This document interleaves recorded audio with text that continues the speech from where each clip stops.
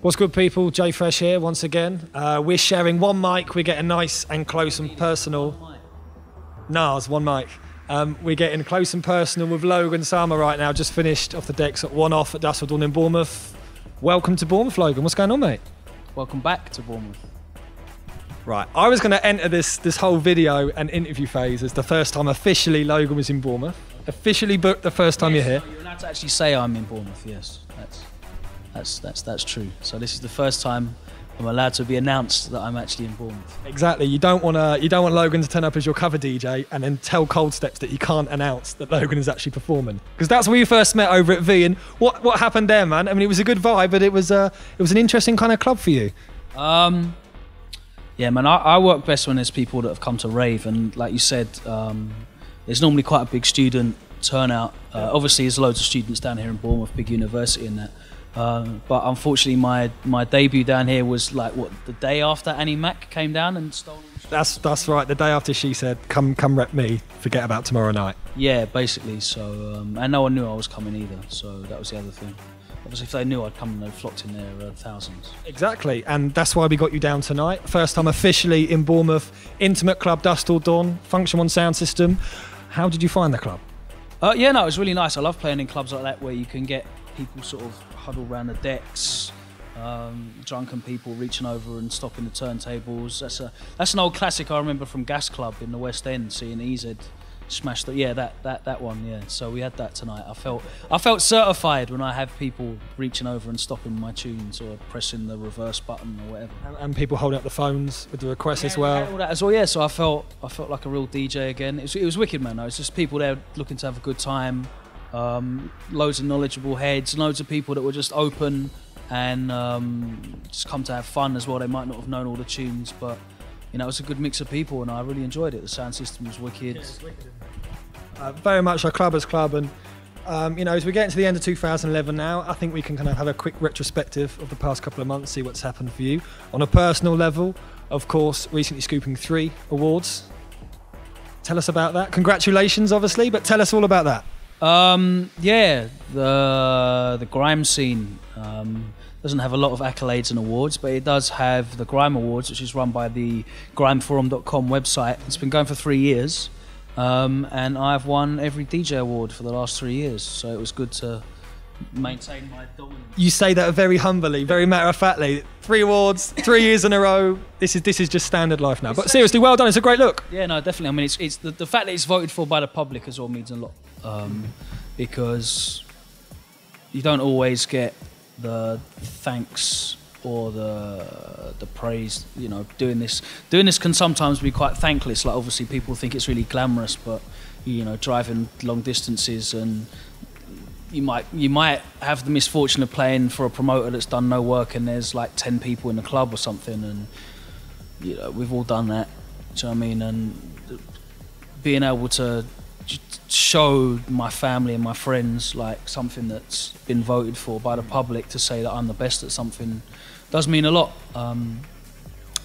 And yeah, this is the first year I've won 3, because they've only ever had before Best DJ and Best Radio Show.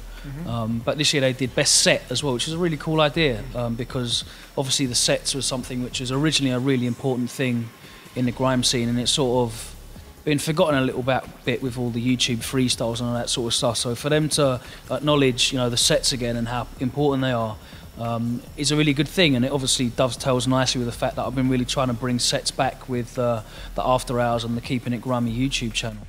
Exactly, and you mentioned at the start of that piece about there not being a great deal of accolades or award ceremonies. You know, I remember when Sidewinder went through the phase when Sidewinder was Sidewinder, when they had the People Choice Awards. Similar kind of idea, newcomer MCs, established MCs. Is that something that the grime scene can perhaps look at and think we could develop this and this will help the kind of structure and longevity of it all? I mean, you look at every other genre, they all do big ceremonies, big raves off the back of their awards. You know, the Dubstep Awards is happening, I think, this week. Drum and Bass have numerous awards, and they're all huge raves, full up with loads of people. Whereas the grime scene is still pretty backwards when it comes to that sort of thing. And I think that's just generally because of years of not being able to put on a lot of live events, and it makes doing like a grandiose ceremony quite a daunting prospect for a lot of promoters and people looking to put their time and effort and most importantly money into it. They're thinking, you know, people aren't used to or aren't in the habit of coming out of their houses to rave to grime these days because there's so few events where you can actually go and hear it, do you know what I mean? And it puts a lot of people off. But I think having them there and at least giving people an accolade that's voted for by the public rather than a panel or you know, a select few industry heads, like it's open to the public, anyone can vote and they all vote, and you know, and I think that's fair, and it gives these guys coming through something to aim for, because otherwise you're just aiming for get me a record deal, get me in the charts, get me money, and that's a bad thing. I'd rather see people rewarded for their hard work within the grime scene. So those sort of things are great, and it would be brilliant if, you know, Grime Forum or whoever else can come in and expand awards and maybe bring it into like a bigger ceremony in the future. That'd be wicked. I mean, it's a great honour to be voted for by your peers and the fans, people who listen to you, support your music, catch you in clubs. Also, moving forward, you said about how the grime scene might slightly be backwards in certain aspects.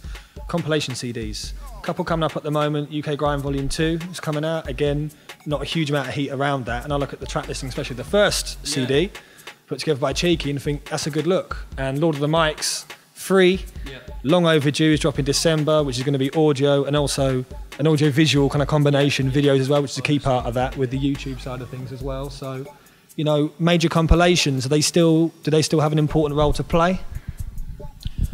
I've always thought, I mean, me getting into the music, or me getting into being a DJ, I can remember, you know, like Jungle Mania, those type of CDs, which were for... That was the green one with Hype, was it? 3 decks, yeah. It was like, you know, for me living out in the countryside in Essex, like those sort of compilations were brilliant. And then you had Twice as Nice and Pure Silk, and then slightly more underground ones, and then obviously later on you had Pure Garage, and they were great for just people that had a passing interest in the music to, you know, they might go out and rave to it. They might not be trained spotter DJs like you and me were, like knowing that I'd know all the names and all the labels and everything. But for people that used to go raving or listen to it and not know the names of the tunes or whatever, they were great. Again, they were always coupled with the tape packs. Left, right, centre. That we call a tape pack. And that's another thing that we're just not seeing is, again, can we put that down to one thing? Is it the lack of frequency of raves? Is it the fact that music's so throwaway now? I'll tell you the real issue, right? When you've got a scene which is far-reaching, yeah, it makes it easier to do lower common denominator stuff like compilations, like tape packs, because there's enough people out there. Those few people that know how to get that stuff for free are not going to really decimate the fact that, you know, ruin it being a financial viable project. Whereas something like grime, which people generally consume from YouTube and downloads, illegal downloads, it makes it very difficult to break through that. Like it's almost a wall of a glass wall. It's almost like a glass ceiling that you have to get through of that underground. And that's why you see so many MCs coming out and changing the music so that it can appeal to a wider group of people, because that hardcore, the real grime fan is not in the habit of buying music, because it becomes a vicious circle. It's not the done thing. They're not in the habit of buying music because the music doesn't come out, and it doesn't come out because there's not enough people to buy it, and it just becomes a self-fulfilling prophecy. It's like the vinyl culture for grime. It's like the record shops, you know, Uptown Records, Rhythm Division, Big Apple, they're all gone now. You know, the only place that I used to go record shopping that's still there, I mean, Planet Fat, that's gone as well. The only place that I used to go and that's still there is Black Market, and that's because of house. Because house is such a huge fucking international scene that there's still enough people that are going to go out and buy it. Even Big Apple, which is a huge dubstep record shop, isn't there anymore. Because I remember when I was, not giving away our age, we'd be chatting a lot before they put the camera on. When I was at university down here in Bournemouth, I can safely say all my student loan went to bigapple.com. Everything went there.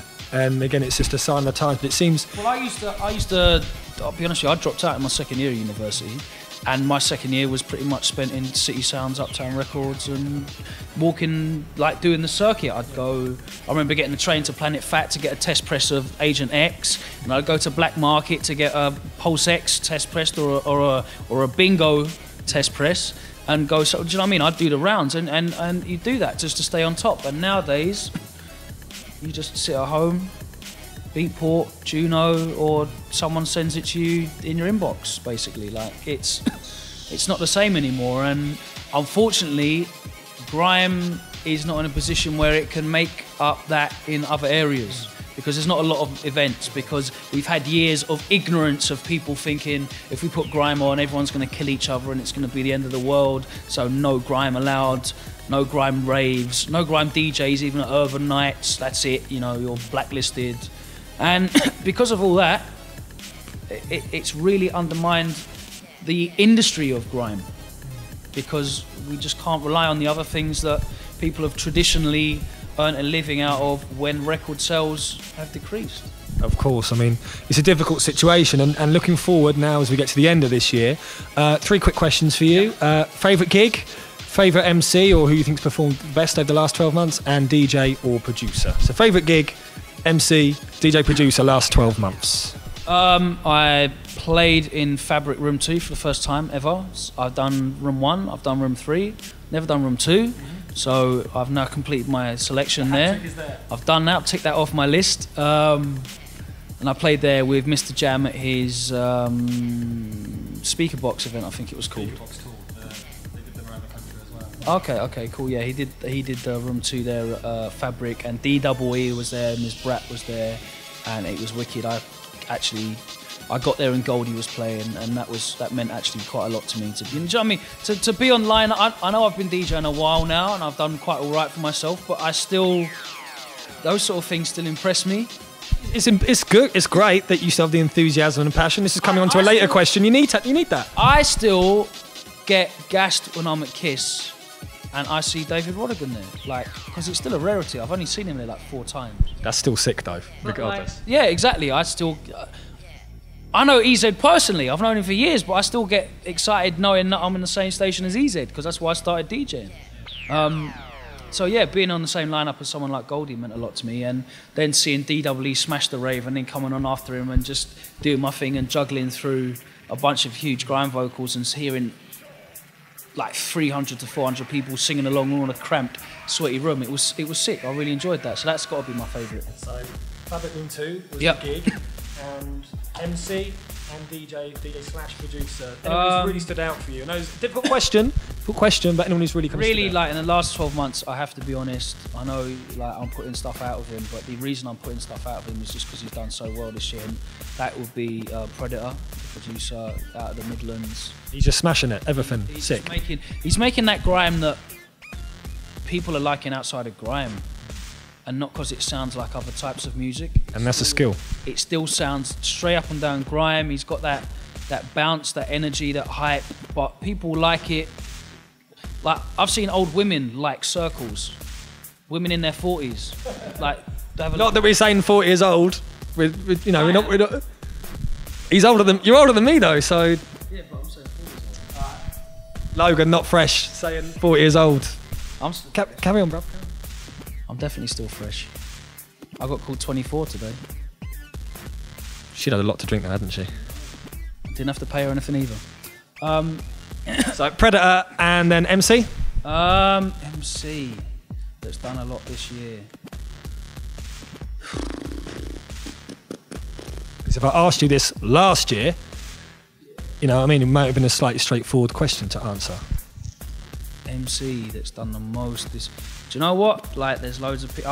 I really like what Getz is doing at the moment with experimental stuff. Like, he's trying different things. A lot of MCs try different things, and it sounds like shit that's already out there. Like, oh, I'm gonna try and be an artist and diversify, and they just stick auto-tune on their vocals and sound like Drake or Movado or whatever. But some of the stuff Getz is coming out with is quite experimental. Skepta, seeing him on tour with a live band. Again, I've done 2 tours of him this year and it's been fucking amazing. And seeing him play grime music, straight up and down grime music with a live band has been an amazing experience as well. I've seen P Money go around the fucking world and smash the shit out of raves. And then you've got all the new guys as well. You've got guys like Cozzy, Murky A, Screw Fizzer, Rival, Marga, doing all types of exciting stuff, man. And you know, for me, I don't think anyone has really like stood out above, and that's great because it means that, you know, there's a load of really good music being done by a lot of artists right now. And there's good competition for places as well. It's much nicer to be in this situation where you're saying, you know, there's 7, 8, 9 people to choose from rather than just one or two who've been around for a while. And people from different generations as well. That's the other thing. And just to kind of wrap up the interview, we look forward to 2012. Any particular projects at the moment? Obviously, we've got the After Hours, the Keeping It Grimy, putting out records as well. It's still something you're very much more than just a DJ and a broadcaster in terms of your influence and work ethic towards the grime scene as a whole. So anything in particular that, you know, you can sit down and say, I really want to work through this or push this particular element over the next 12 months? For me, one of the things missing from grime has just been a central hub that people can go and just use it as a resource to educate themselves in whatever way, whether that's like a passing listener of music who's just heard of an artist that they think's good and wants to find out more about them, be that a journalist that might want to review something or write an article on something and hasn't got the source material and doesn't know where to find it, or just, you know, the fanatical kids that just want to get new content every day. I think there needs to be a hub like that, and I've been putting a lot of time and effort into my website, which is going to be called keepingitgrimy.com.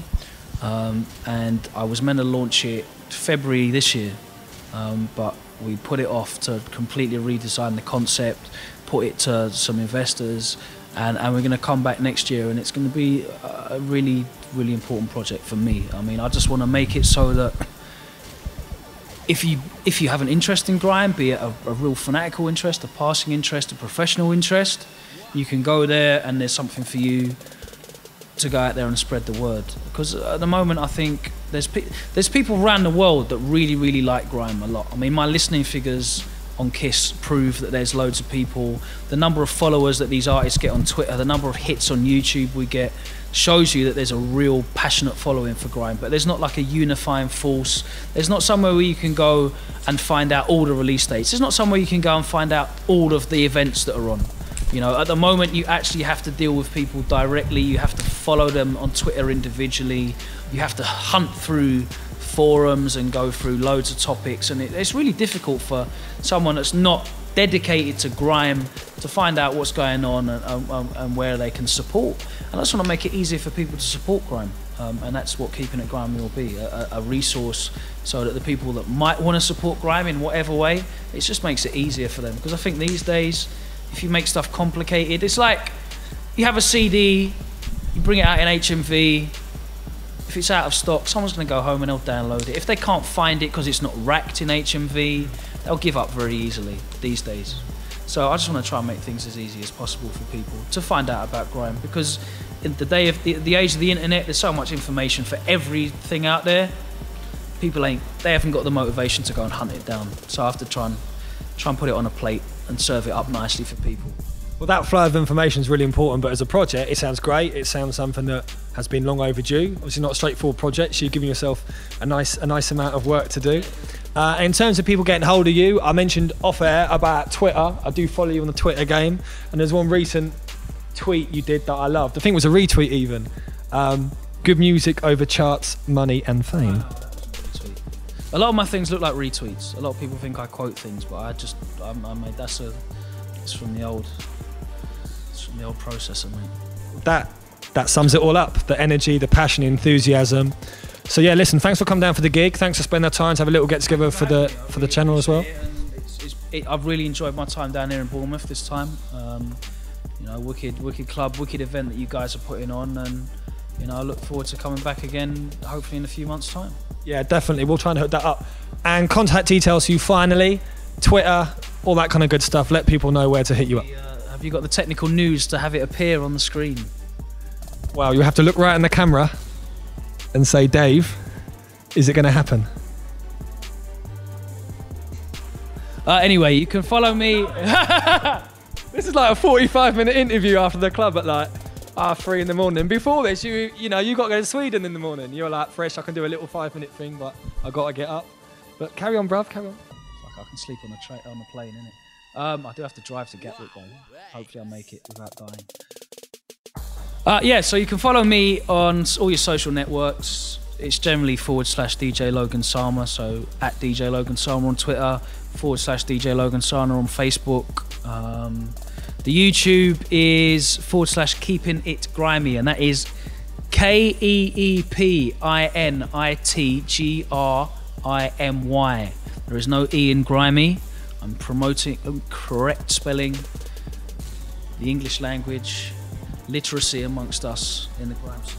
And as I follow you on Twitter, literacy and kind of general standards of grammar is another thing that you're going to be pushing for 2012. So thanks to Logan. Don't forget, keep checking out the website, jfresh.co.uk, YouTube channel, all the good bits and pieces, and keep locked to Logan. Big moves for 2012. And look out for Fresh's Black Ops versus Pitbull mix that I know you're going to be doing real soon. I'm looking forward to it. Seriously, this man does not get impressed easily.